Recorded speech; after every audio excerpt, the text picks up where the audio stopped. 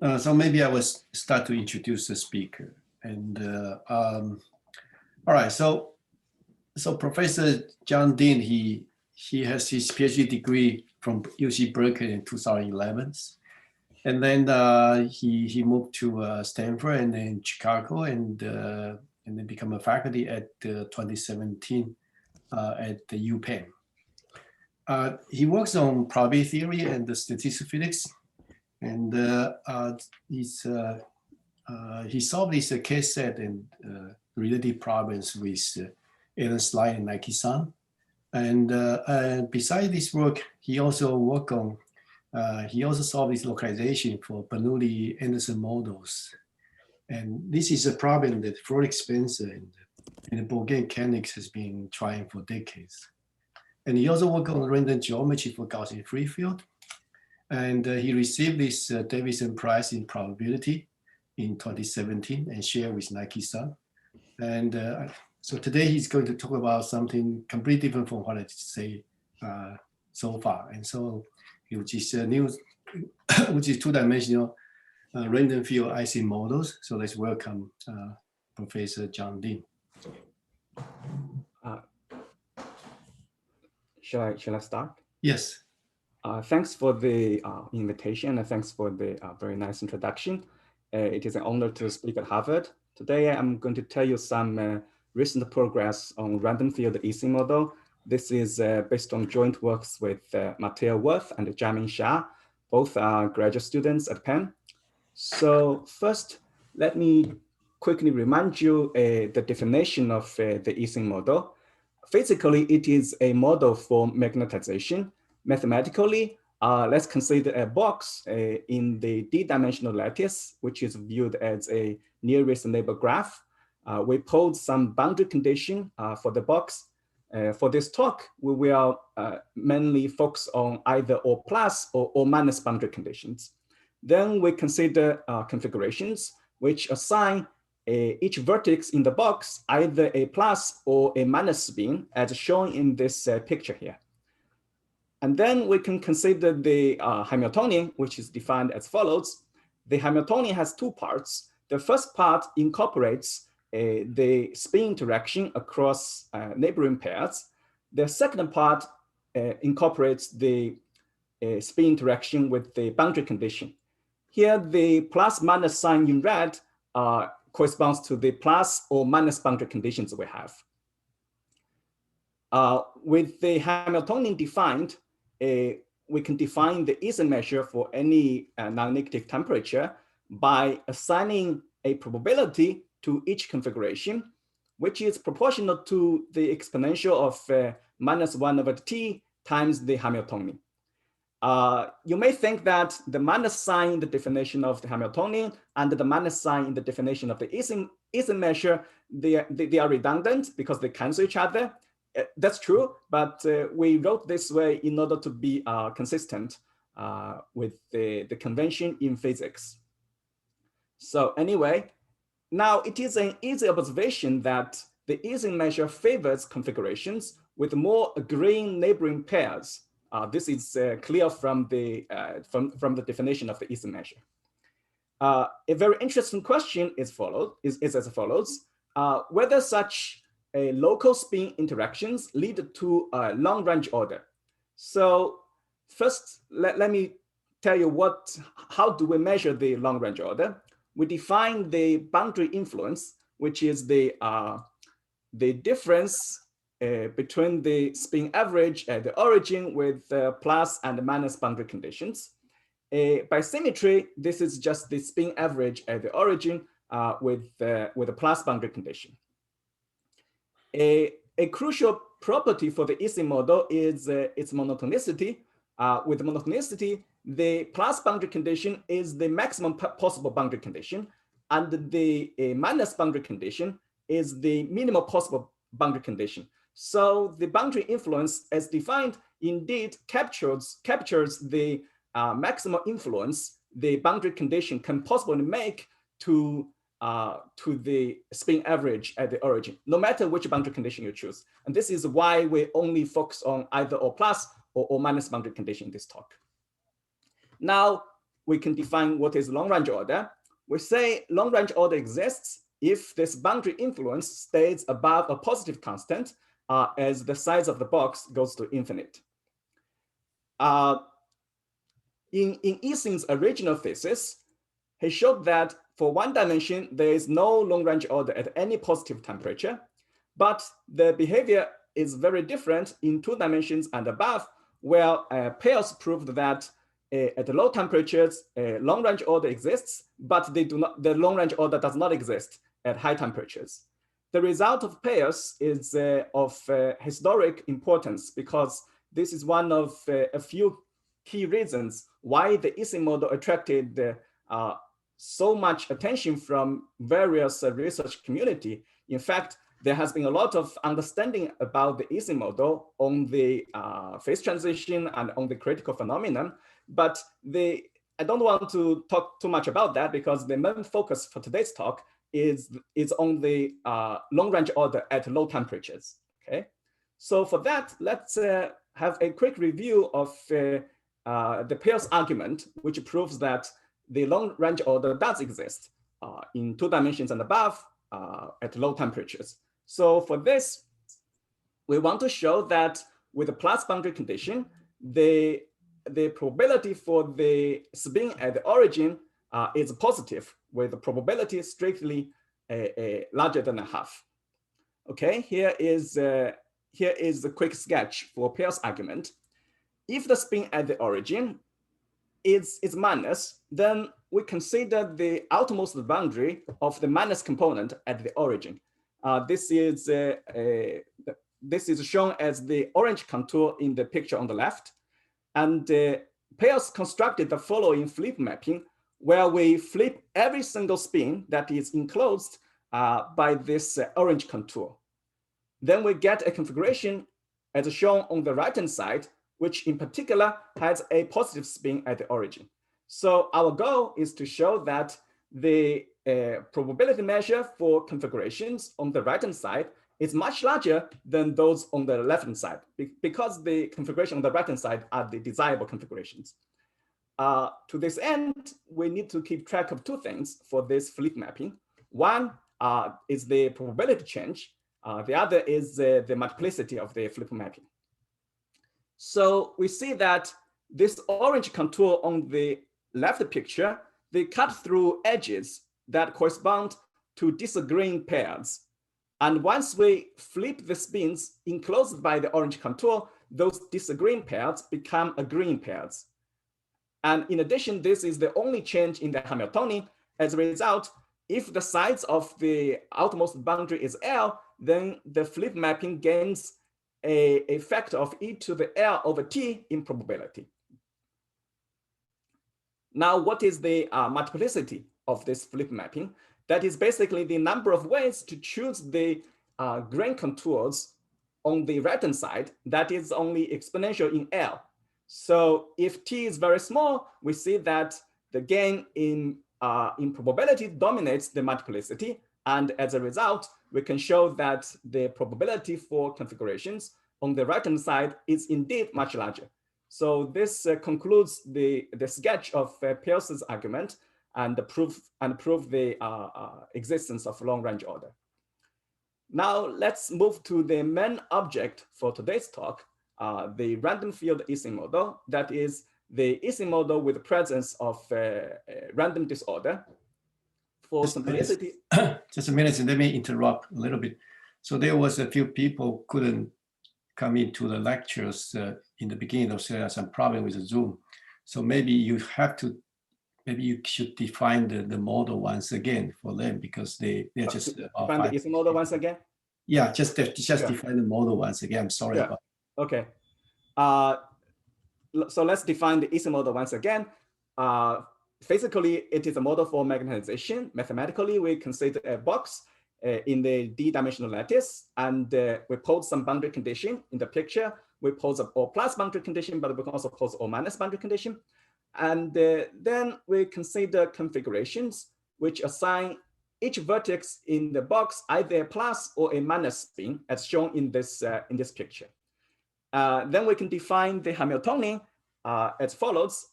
This is the H of plus minus. It has two parts. The first part incorporates the spin interactions across neighboring pairs, and the second part incorporates spin interactions with the boundary condition. The plus minus sign in red here corresponds to either plus boundary condition or minus boundary condition. Once we define the Hamiltonian, we can define the Ising measure for a non-negative temperature by assigning each configuration a probability, which is proportional to the exponential of minus 1 over t times the Hamiltonian.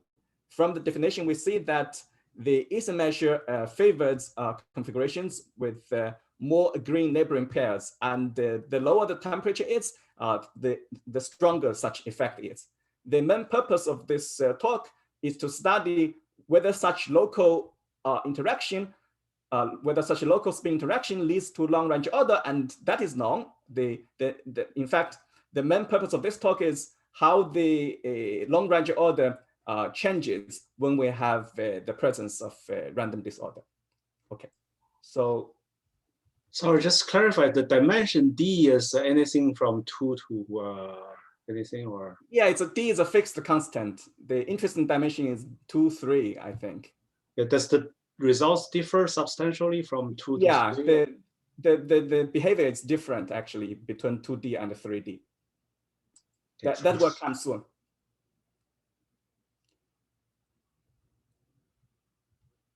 So the long-range order can be measured by the boundary influence, which is like when we change the boundary condition, what is the maximum difference it can make to the spin average at the origin. We say the long-range order exists if the boundary influence stays above a certain constant, stays above a positive constant as the size of the box goes to infinite. And in 1D, there is no long-range order for any positive temperature. This is relatively easy and shown in Ising's original thesis.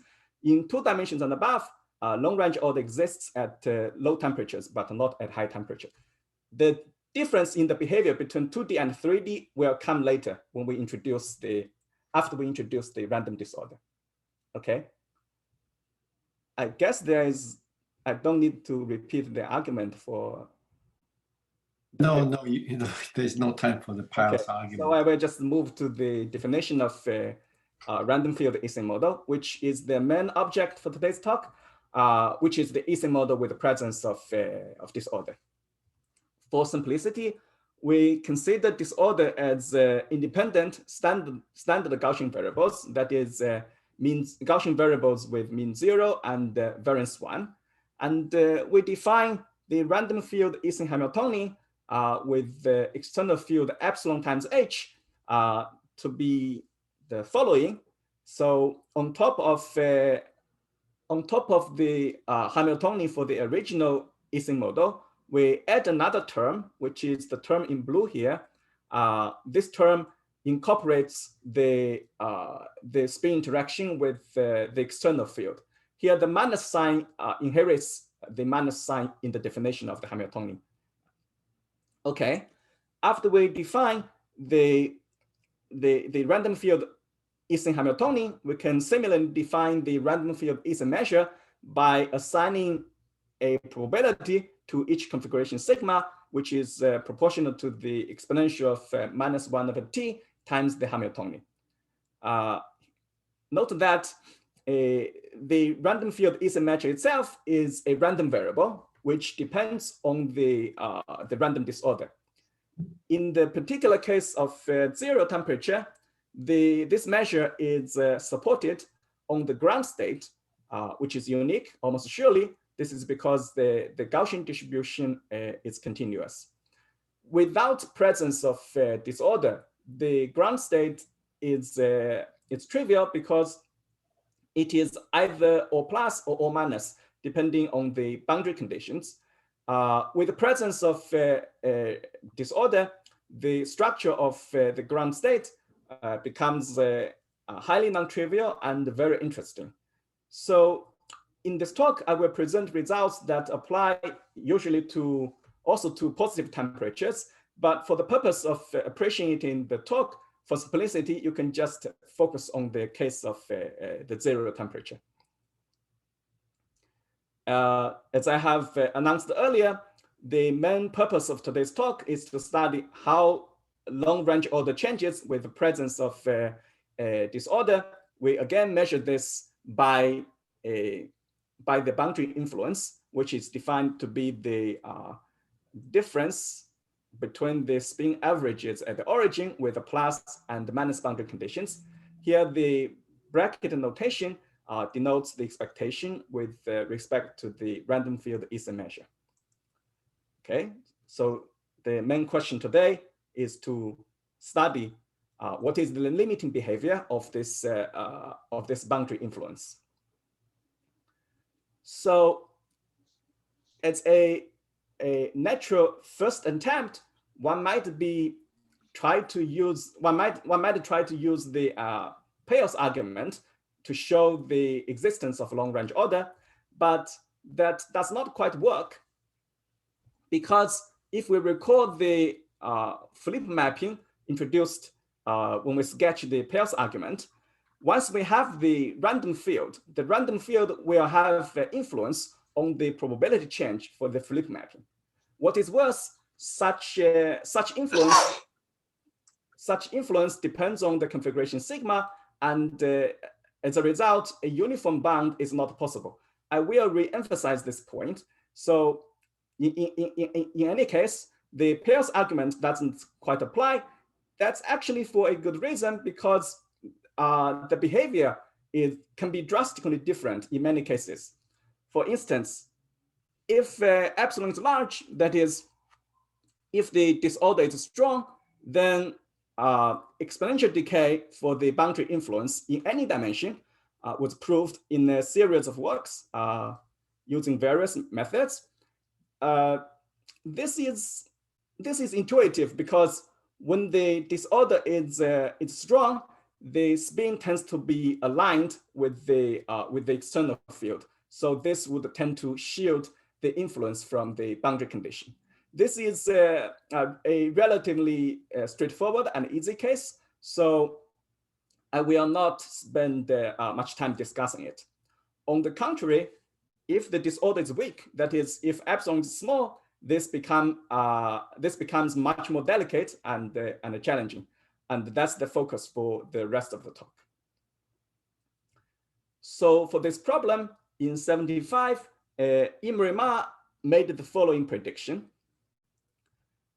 For 3 dimensions and above, the long-range order exists at low temperatures, and for 2 dimensions, there is no long-range order.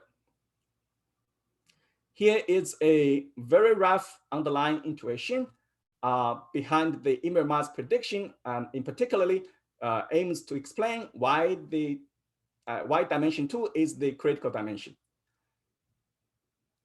If we look at a typical box and we look at the Gaussian volume, that is the sum of the Gaussian disorder in this box, it has order n to the power of d over 2, because this is the standard deviation for the Gaussian volume. On the other hand, the boundary effect is measured by the size of the boundary, so it has order n to the power of d minus 1. When d is greater or equal to 3, the boundary effect is much larger than the Gaussian volume. Then it is natural to suspect that the boundary effect dominates, and as a result, boundary influence persists in this case. In 2 dimensions, however, the Gaussian volume and the boundary effect becomes comparable, and in this case, Imre Ma somehow predicts that the Gaussian volume will eventually dominate and destroy the long-range order here. As you may see, this intuition is it's rather rough, especially the intuition on the behavior for 2 dimensions. In fact, there were a lot of debates on what should happen in 2 dimensions, whether the long-range order should exist or not. partly related to the rough intuition behind Imre-Mar's prediction, there are also substantial difficulties in order to prove them mathematically. For instance, in 3 dimensions, if we look at a typical box, then it is true that the boundary effect dominates the Gaussian volume, but there exists a random connected set such that the Gaussian volume is much larger than the size of the boundary. For instance, we can let the set S be just the box with n square vertices of least field values removed. Then it is straightforward to check that for this choice of S, its Gaussian volume is much larger than the size of the boundary. And it is because of the existence of such set S that prevents a straightforward application of Peirce argument. This echoes what I said in the earlier slide, that we cannot uniformly control the probability change when we use the flip mapping, if we just want to apply Peirce argument in a straightforward manner. In 2 dimensions, even though that, despite the fact that the Gaussian volume and the boundary effect has the same order in n, the Gaussian volume comes with a prefect of epsilon, which is very small. Then it is unclear why eventually the Gaussian volume will dominate, or at least when that happens, we need the collective influence from disorder on a large set to fight against the boundary effect. But why should the disorder collaborate with each other? So these are, I hope this conveys some of the reasons why it is not trivial to prove these predictions. Next, I want to review some of the mathematical progress on these predictions. Let's first start with. Jian, can I just slow you down for a second? I Sure. just, sorry, let me just make sure my video is on. I just want to make sure I understand. So if you're trying to understand what happens at the origin, if it's influenced by what's on the boundary, if you were to take a loop centered at the origin that's half the size, if somehow those boundary values became randomized by virtue of the external field, then of course the origin would cease to feel the boundary. And if you took a yet smaller loop, it would have another chance, and a yet smaller one. Is that fair to say that that's a possible mechanism? Yes, that's a possible mechanism, and actually it's quite close to the proof to give a power law decay. Oh, okay. But this, on epsilon small, this only give a small power. This will come later. I mean, there are progress on this. There are evolvement on how to make it rigorous, what you said, but that's the correct intuition, yes. Okay, great, thank you. Okay, so that's for 2D. I'm still in 3D for now. I thought we were in 2D already. Sorry? I thought we were in 2D already. Yeah, I thought in the review talk I should also present what happens in 3D. So let me. Okay, good. Let me just spend 3 minutes on 3D. So in 3D and above, we want to show that the long range order exists at low temperatures. So we want to show with the plus boundary condition, the spin at the origin will be plus with a probability strictly larger than a half. Let's just look at the 0 temperature for simplicity. On this problem, Chalk, Fisher, Froelich, and Spencer made the first progress. They proved that with a positive probability, this probability will go to 1 as epsilon tends to 0. So with such probability, they show if you look at all this simply connected set that contains the origin, the Gaussian volume will be dominated by the size of the boundary. So in particular, their result rules out the ground state as shown on the left picture, where at the origin we have a simply connected minus component. This cannot be a ground state because we can just flip all the spins enclosed by the orange contour due to the condition that the Gaussian volume is dominated by the boundary sides. This will further decrease the Hamiltonian, and as a result, contradicting with the with the definition of ground state. However, this result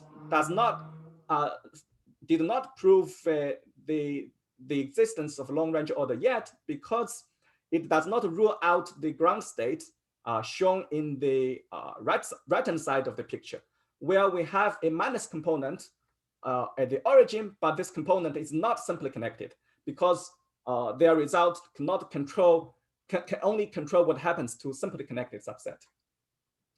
This possibility of sign clusters within sign clusters is the main difficulty in proving a long-range order in 3D. And this was addressed by Imbre and Brickman-Kopianen, where they proved that a long-range order does exist in this case. In order to control this sign clusters within sign clusters, they employed a involved real normalization group theoretical argument. Okay, so that's actually all we know in 3 dimensions and above. Now let's move to dimension 2. In a work of Eisenman and Well in 1990, they showed that the boundary influence decayed to 0. That is, there is no long-range order, and this confirms the prediction of Imre-Mar. The proof, in their proof, they work with the free energy difference with a plus and a minus boundary condition, where the free energy is defined to be minus t times the logarithmic of the partition function. And the partition function is just the sum of exponential of minus 1 of t times the Hamiltonian over all possible configurations. One useful observation is that deterministically, the free energy difference is bounded by twice of the sides of the boundary. In this case, it's 16 times n. This can be proved via a straightforward argument. It's basically just a direct comparison of Hamiltonians with the plus and minus boundary conditions for the same configuration. Then it suffices to show by proof of contradiction. So the original proof does not quite go as the intuition Curtis suggested. It's a proof by contradiction. It's a proof by contradiction. Well, then it suffices to show that if the boundary influence stays above constant, then with a positive probability, the free energy difference can be larger than 16 times m. This is possible because under the assumption that the boundary influence stays above a constant, the free energy difference has a variance of order epsilon squared times n squared. This can be proved by a result of calculus for the reason that partial derivatives of the free energy difference are given by boundary influences. Then the key mathematical argument in Eisenman and Well is to show a central limit theorem for the free energy difference.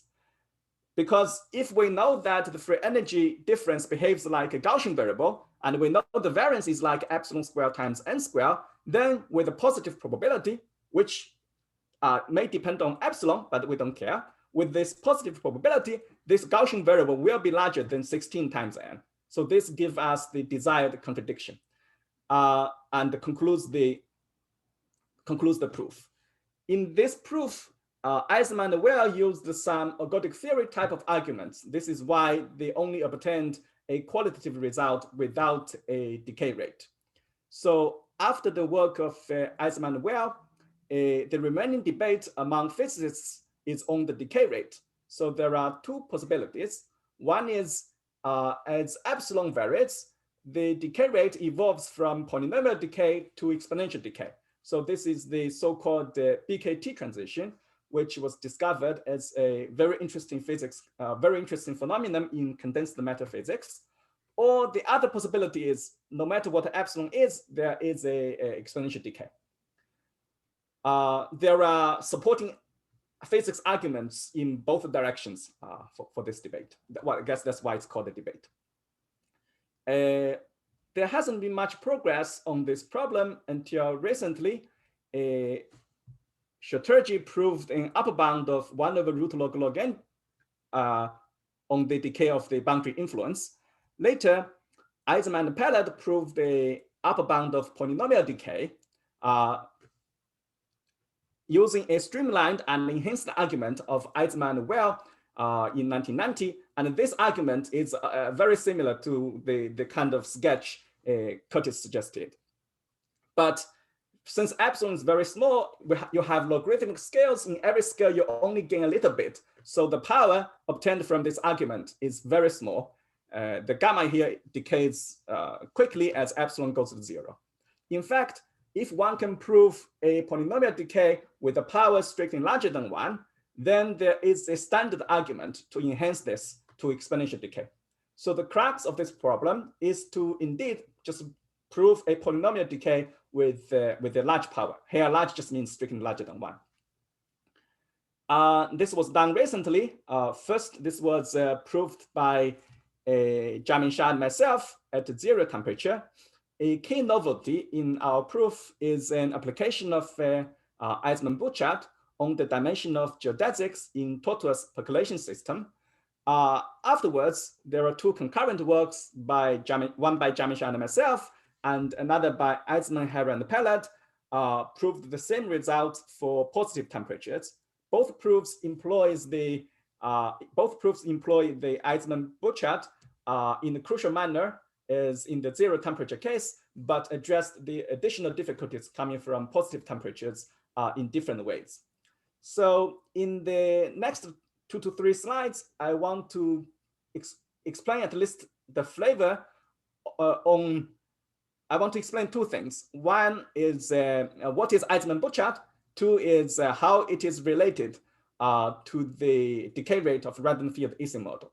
Since the 0 temperature case encapsulates the main mathematical challenge, I will just focus on this simple case when t is equal to 0.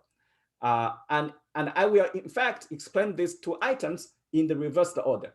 So let's first see why Eisenburchart arises in the analysis of random field Ising model. So we want to prove, our goal is to prove exponential decay in 2D at 0 temperature. How we can do that? One way is to, okay, let's couple the ground states with plus and minus boundary conditions.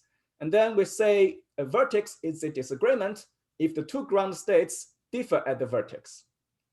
Then our goal is to show that the origin is a disagreement with exponentially small probability.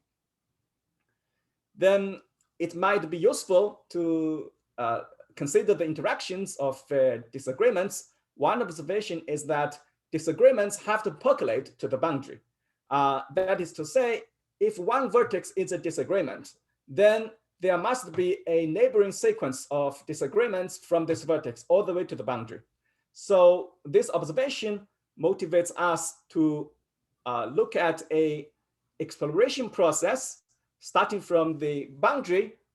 We explore the cluster of disagreements by, say, a breadth first search process. So here is a rough intuition which can be made into a rigorous claim. The intuition is the following. Suppose we run this exploration process, and suppose we stop at some point, and then we want to look at what happens in the unexplored region. The intuition is if we want to have more disagreements in the unexplored region, then necessarily we must have more disagreements on the boundary of the unexplored region. That is to say, if we look at the picture on the right-hand side, we want to have more disagreements. We have to have more disagreements on the boundary contour that is green-rimmed, because this green-rimmed contour is the boundary for the unexplored region. So now, why is this useful? So now the key is to show that the number of disagreements on the green-rimmed boundary is small. Ideally, it's much substantially smaller than n. Why is this useful? Because if this is true, then this implies that the effective boundary effect is much less than the Gaussian volume. Because if you want the boundary condition to have an influence to the unexplored region, it has to go through these disagreements on the green-rimmed contour.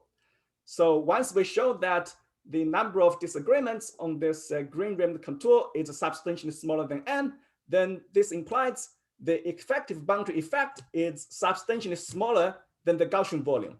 So this is a stronger version of the Imre-Maas intuition that the Gaussian volume is like epsilon times the boundary effect.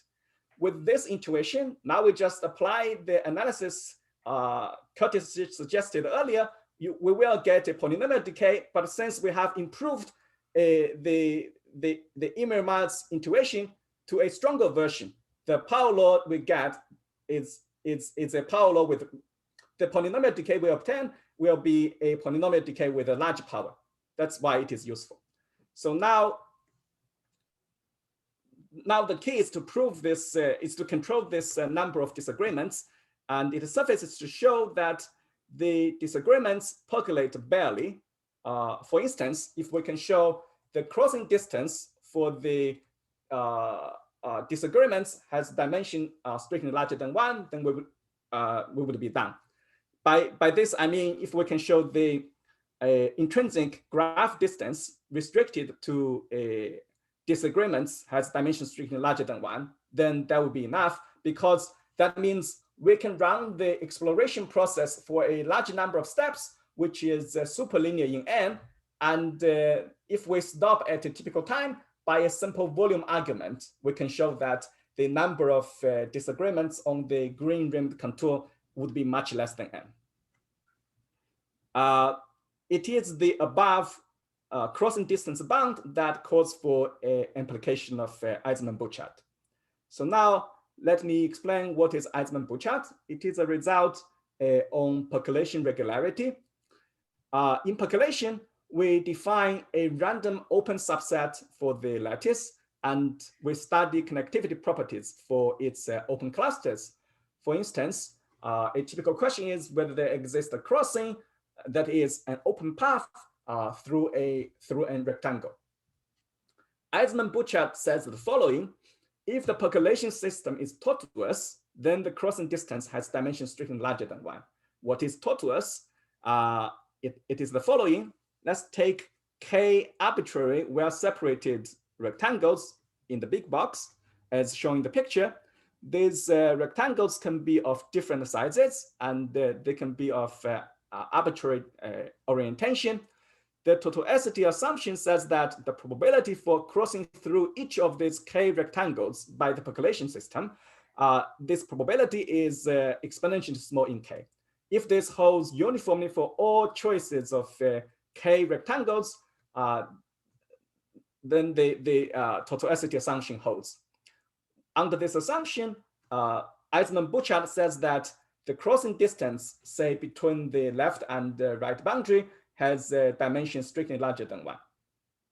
This result is kind of intuitive because under the totality assumption, it says that the geodesic has to take a turn with a positive probability in every scale and in every spatial location.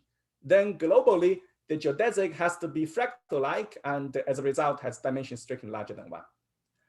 Armed with Eisenburchart, a key ingredient in the analysis of random field Ising model is to verify the totality assumption for the disagreement percolation, where the open set is given by the disagreements.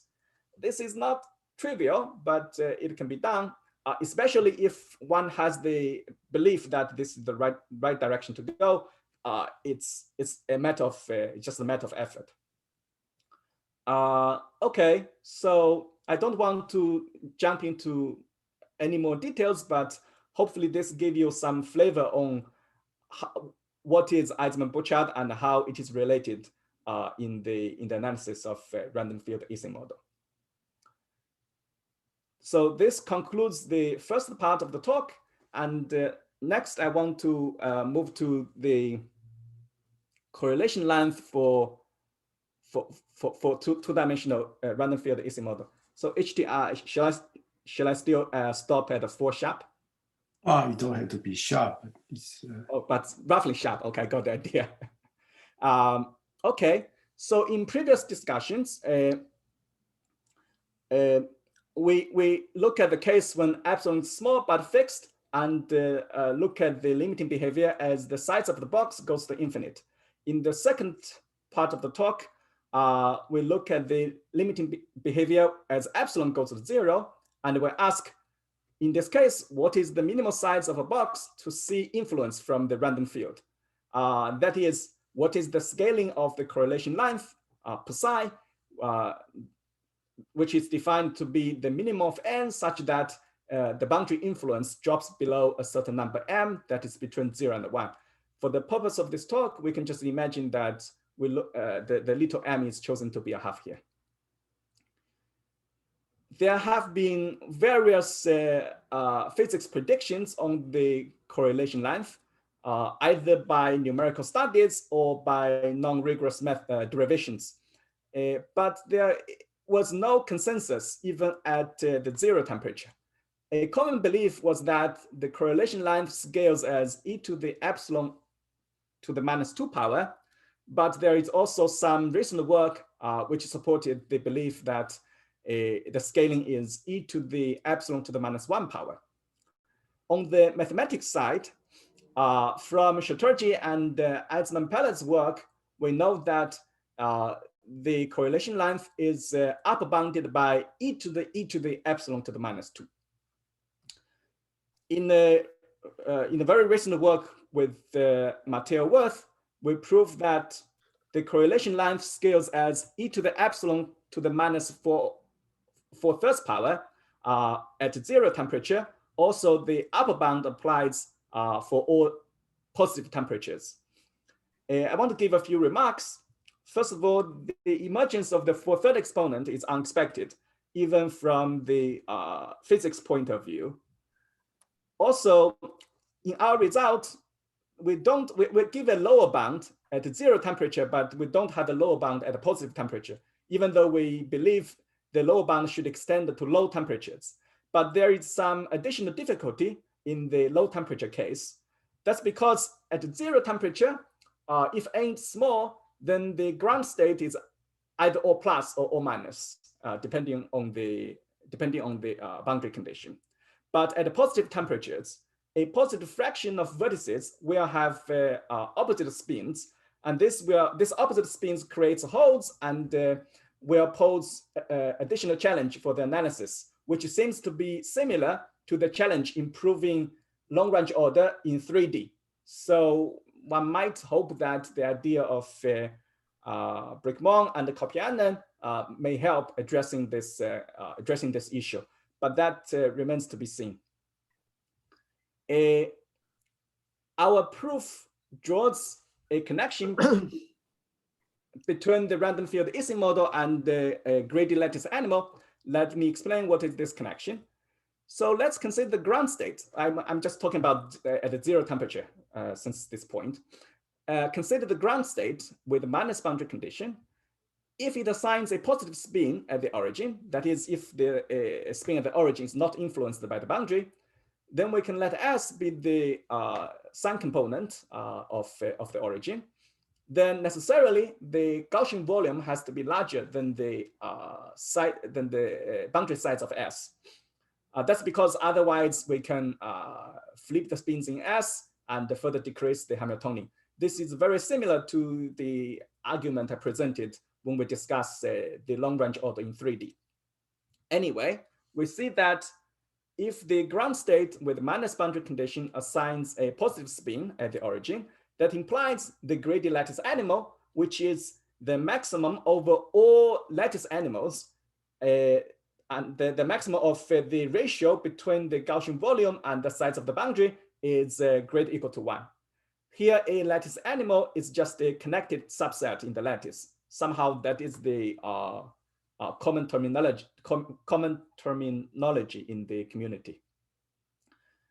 So as a intermediate result, we prove the growth rate of the greedy lattice animal is log n to the 3/4.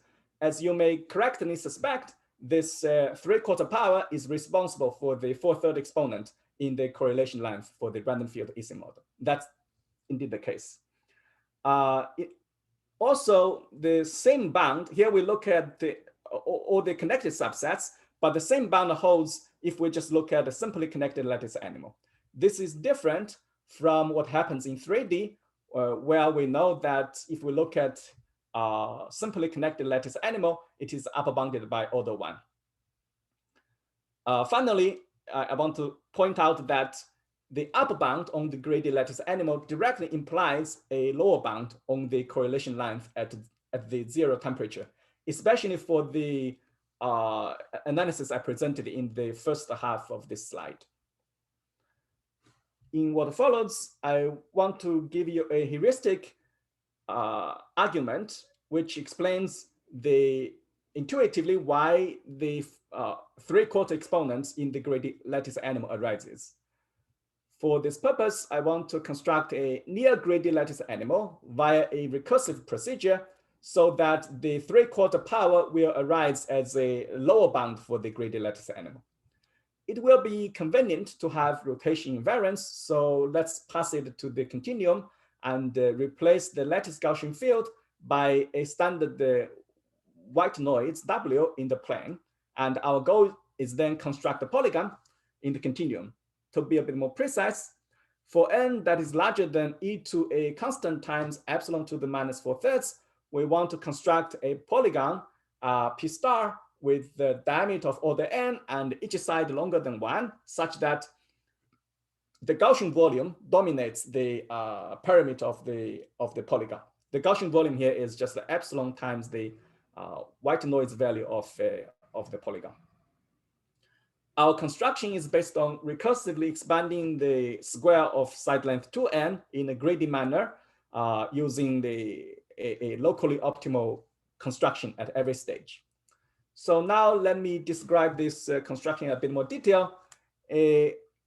Suppose we have a polygon with the side length s. Initially, it's just a square when s is 2n. Then we place an isolysis triangle with the base s over 2 and the height epsilon to the 2/3 times s on each side. I want to explain the choice of the 2/3 power on epsilon here. With this choice, if we add a triangle to the polygon, that would result in an order of epsilon to the 4/3 power times s increment on the boundary length. This can be seen from a 2-line calculation.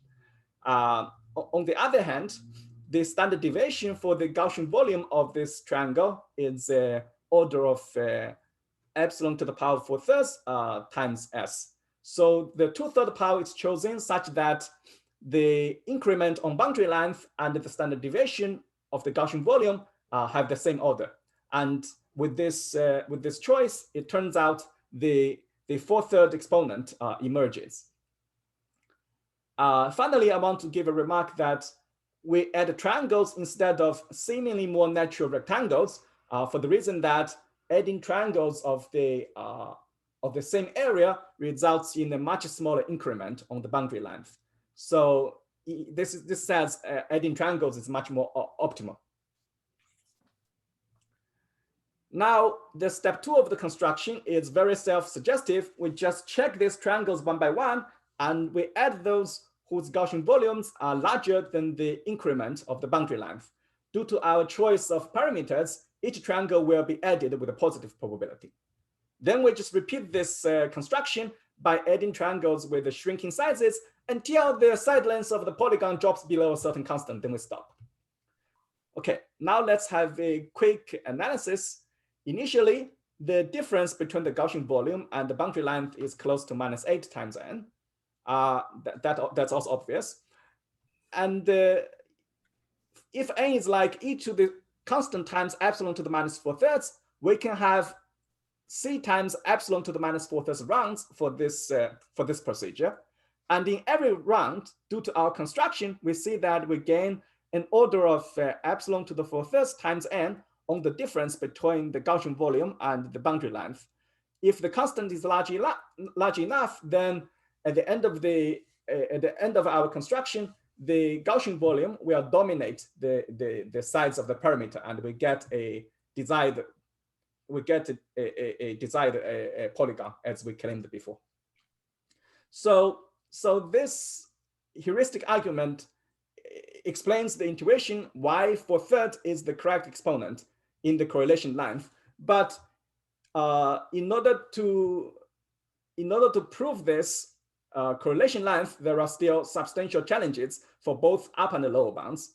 For the upper bound, the challenge is because the connection between the greedy lattice animal and the random field Ising model is only one directional. Let's recall what we have seen earlier. If there's a ground state with a minus boundary condition assigns a positive spin at the origin, that implies that the greedy lattice animal is larger than 1. But the converse does not hold. For instance, we can have a situation where the field value is -5 over epsilon at the origin, and in the neighboring side, it is 20 over epsilon. Then those two vertices combined together is a desired lattice animal whose Gaussian volume dominates the boundary sides. But in this case, in the ground state, the origin should still have a minus spin because the field there is so negative. So this suggests, in order to control the correlation length, we need to work with an observable that is much more closely related to random field Ising model than the Gaussian volume. But still, we need this observable to be tractable for a recursive greedy construction. For instance, in our analysis of this heuristic construction, we implicitly used the spatial independence of the white noise. But if we work with the observable that comes from the random field Ising model, we will lose the spatial independence, and this will pose a challenge in controlling the interactions for Ising spins. And this is not trivial. On the other hand, in order to control the lower bound of the correlation length, it surfaces at 0 temperature, it surfaces to just to prove an upper bound on the greedy lattice animal. This amounts to show that the heuristic construction we presented a few slides ago is essentially optimal. This question is a classic question on the supreme of a Gaussian process because the greedy lattice animal is a Gaussian process.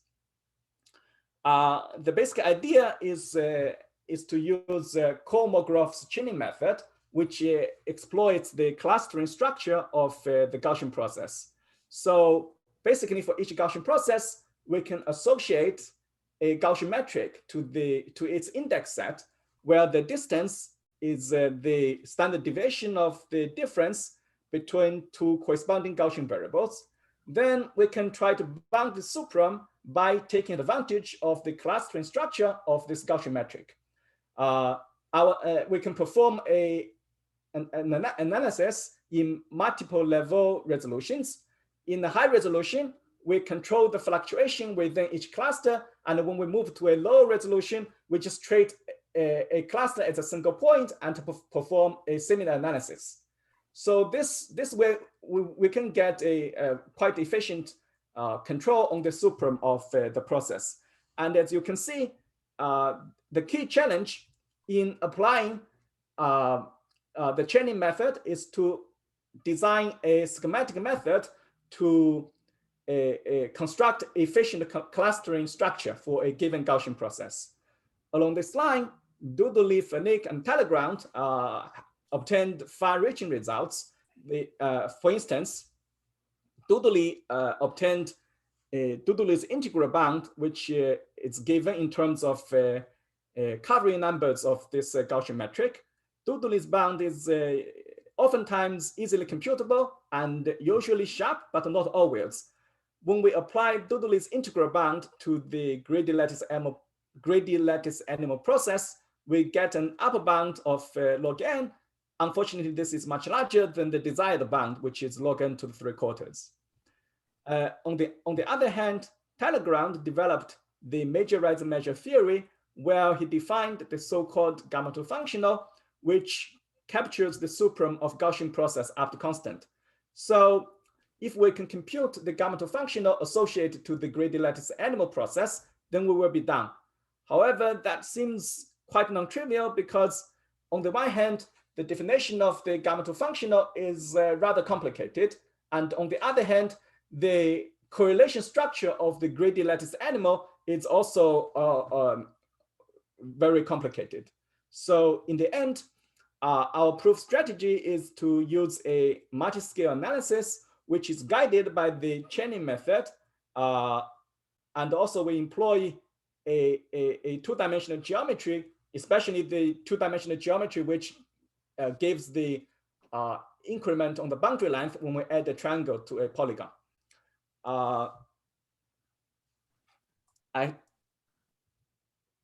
I think this is probably a good time for me to stop. I have some slides on future directions, but it's almost 4, so maybe we can save it for possible questions at this point. Thank you for your attention. Yeah, so thanks a lot. So, but I guess before we take question, but if you have some future direction, do you want to say a few words before we take question? You just quickly. On future directions? Yeah. Sure. One of the crucial properties in the analysis of Ising model is the monotonicity. But there are many interesting models that are not monotone, such as pods, XY, and spin classes. So it would be very nice to develop some methods that can get sharp decay rates for these non-monotone models. For instance, what happens for whether we have exponential decay for two-dimensional random field pods model. Also, what is the correlation length for the pods model? The pods model is just the Ising model, but with more possible choices of spins. But it's not minus of plus, but it has, say, k colors. Then it loses the monotonicity as the Ising model has. So this is one interesting direction to develop methods for non-monotone models. Another direction is in 3D, we have some results. If epsilon is large, there is exponential decay. If epsilon is small, there is long range order. But it would be very interesting to try to get a sharp transition in terms of epsilon. Even just at 0 temperature, if we vary epsilon, do we have a sharp phase transition in a way that there is a critical threshold below which there is a long range order and above which there is exponential decay? And is there power law at criticality? And can we characterize the critical threshold in terms of something related to Grady lattice animal?